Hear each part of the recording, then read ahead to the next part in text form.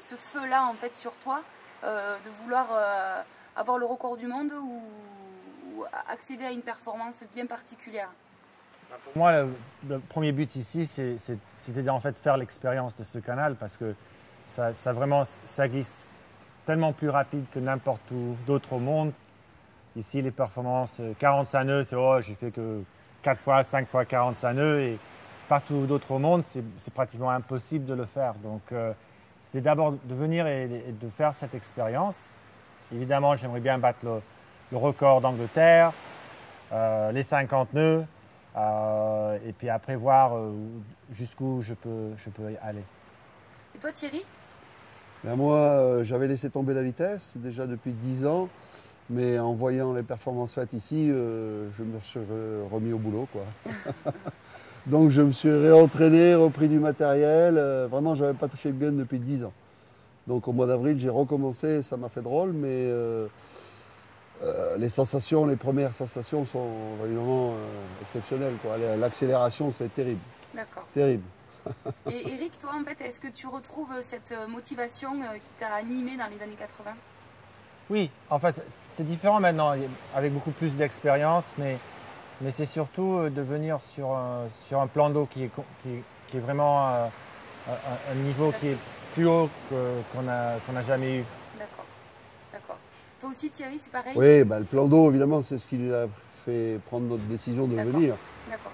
Il y a une possibilité de performance, tout le monde vise au minimum les 50 nœuds. Si on peut faire plus, on fera plus, mais le plan d'eau vraiment s'y prête, quoi. Donc on espère avoir le vent, mais apparemment ça devient bon.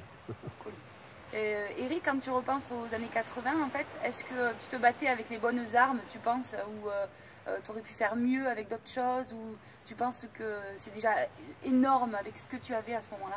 Bah, je pense que c'était le max qui était faisable avec ce qu'on avait. Maintenant, je pense que les voiles d'aujourd'hui sont beaucoup plus polyvalents. Ils ont une marge beaucoup plus grande d'utilisation. Donc, on passe beaucoup plus rapidement les déventes. On peut prendre des plus grosses voiles, subir les rafales.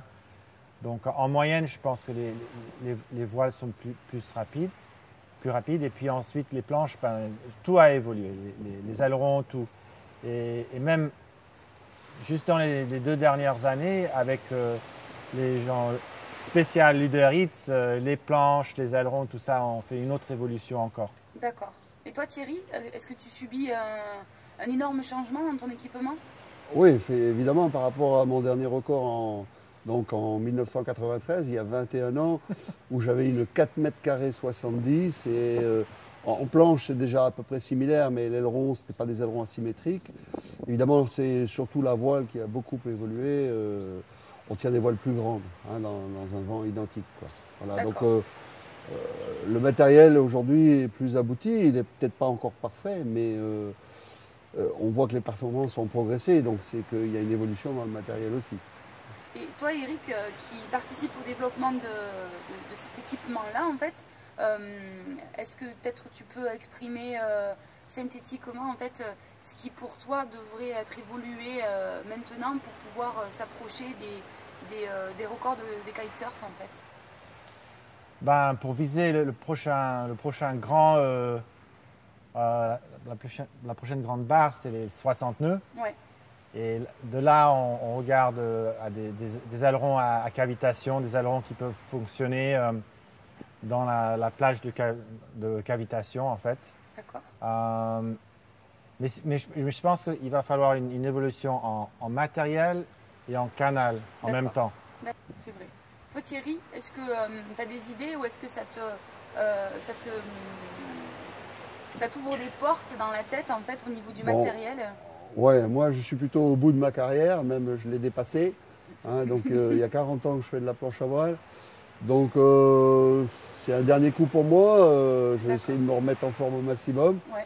Mais l'évolution du matériel, c'est peut-être pas moi qui vais la faire. Ça sera plus place aux jeunes. Hein. Ah, okay. Mais bon, j'espère encore montrer un petit peu ce que je peux faire sur cette tentative. D'accord. Est-ce que ça vous fait drôle d'être tous les deux sur la même ligne de départ ou Qu'est-ce que ça vous procure comme sensation ou émotion? Moi, ça me semble normal, puisque je l'ai toujours vu avec moi depuis 1985 ou 6. Donc, C'est des retrouvailles? Ouais, bah oui, on s'est Ouais. même embrassé. Hein, Ouais. parce que Non, bon, mais ça faisait en fait, longtemps. ouais, Ouais. ça fait depuis longtemps qu'on fait ces types de tentatives et compétitions ensemble. Moi, j'ai pris une pause avant lui. J'ai arrêté en 90 et donc ensuite Thierry, il a fait ses records dans les années 90. Donc, en fait, dans un sens, en tentative privée, on n'a jamais vraiment été en compétition directe. C'était pas le même Ouais, moment. on était sur des grandes compétitions avec 60 personnes, donc lui, il était un compétiteur comme tous les autres, quoi, en grande groupe. Parce qu'au début, quand on a fait les tentatives, en fait, moi, je débutais. J'ai mis plus de temps, eux étaient déjà plus aboutis sur la vitesse. Moi, j'ai pris le train en route et je fabriquais mes planches. Enfin, bon, j'étais peut-être pas tout à fait au point. Et puis au début, lui, il avait déjà des ailes rigides, des voiles à camber. Nous, on était encore aux voiles de vague. Donc, j'avais un aileron en bois à Fuerte en 86 qui faisait 25 mm d'épaisseur. Bon, c'était vraiment. Je faisais sécher les ailerons dans le four de la cuisine. Donc, il faut voir ce qu'on faisait pour essayer d'aller vite. Qu'est-ce qui vous a motivé à cette époque pour faire ces tentatives-là, pour aller là où personne n'était allé, Eric? Pour moi, en fait, j'ai connu le record de crossbow avant que j'ai commencé à faire du windsurf.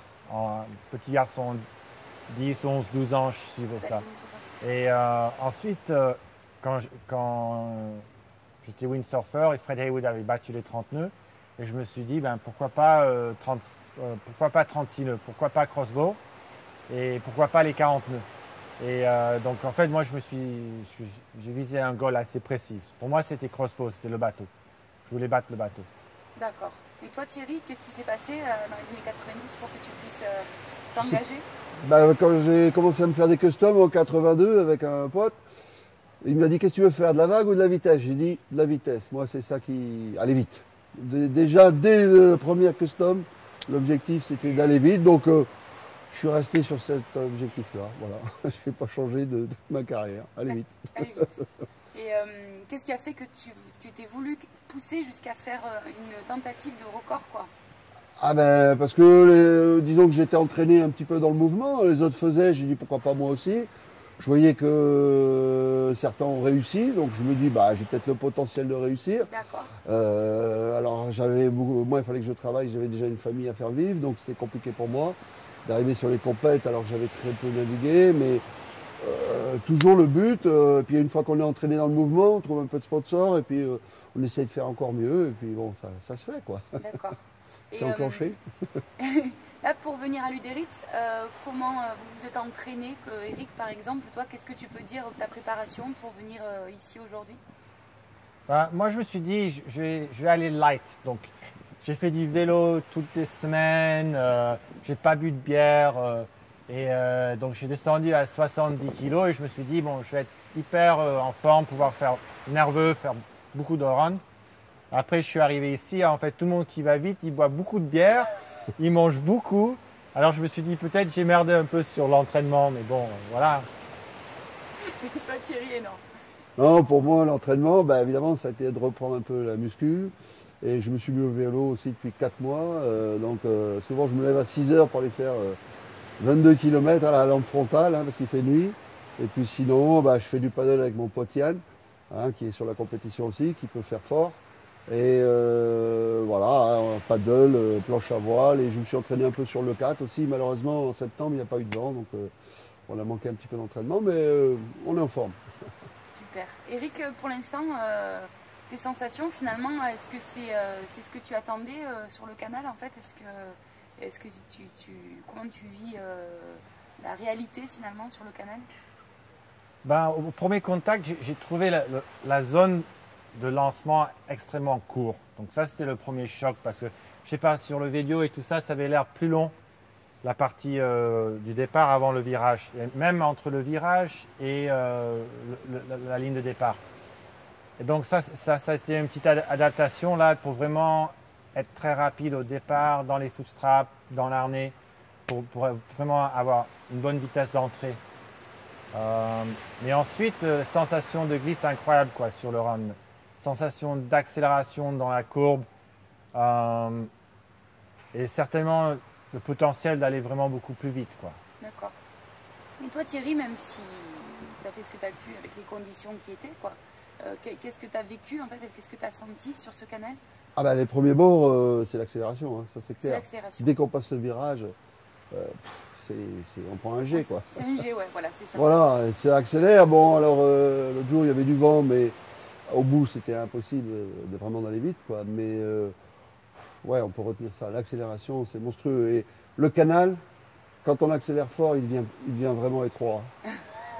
Ça, on a le champ de vision, j'ai l'impression que plus j'accélère, comme il y a le vent et le sable, ça le réduit encore en fait, le sable. On n'a pas la vraie largeur. Ça fait entonnoir, quoi. Ouais, on a l'impression vraiment d'arriver dans un couloir, quoi. Enfin, moi, c'est ce que j'ai vu. J'ai dit, putain, mais il faut que je reste bien au milieu parce que c'est pas large. Il faut bien y voir. Et qu'est-ce que vous pourriez dire pour des personnes jeunes ou moins jeunes, en fait, qui s'essayeraient à la vitesse, mais qui ne sont pas vraiment convaincus encore? Qu'est-ce que vous pourriez dire pour les convaincre, en fait, ces gens-là? Est-ce que c'est vraiment extrême? Est-ce que c'est vraiment dangereux? Est-ce que c'est vraiment un coup d'adrénaline ou pas? Qu'est-ce que vous pourriez leur expliquer?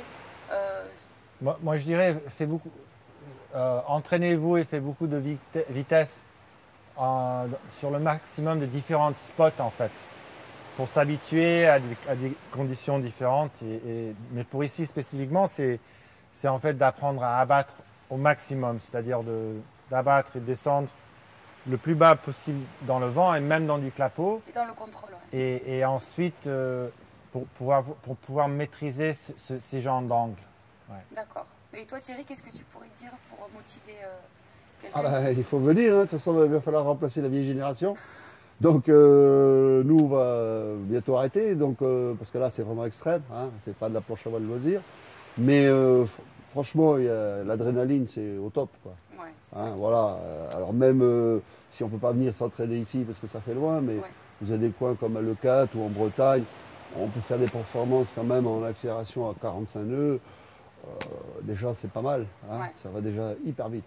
Ok. Donc l'adrénaline, c'est bon. Enfin, plutôt que de faire le fou en bagnole, sur la planche, c'est mieux. Ouais, c'est bien. Parfait.